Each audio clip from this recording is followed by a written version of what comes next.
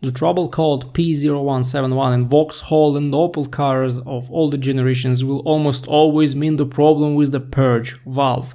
This is the valve usually located at the back of the engine, and it connects the air intake system with the evap canister. Fuel vapors that are formed in the fuel tank go to that canister, and then when it's full, the purge valve will open and let those gases go directly to the engine intake.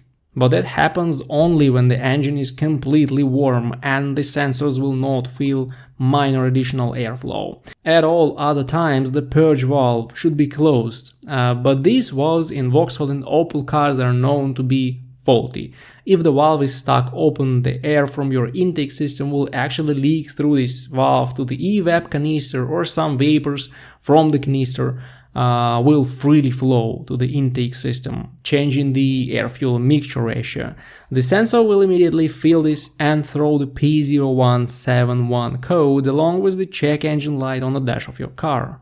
Also, when the car is completely warmed up, this code may disappear and the check engine light may not go on.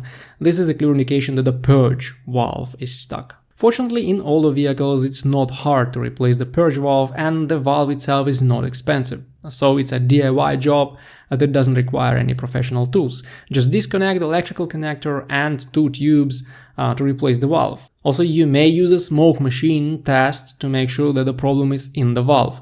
The purge valve should stay closed and not leak any smoke when the engine is off or not warmed up. So for the smoke test, you will need to take off the pipe that connects the purge valve with the evap canister, otherwise the leak will be completely internal and you won't see it.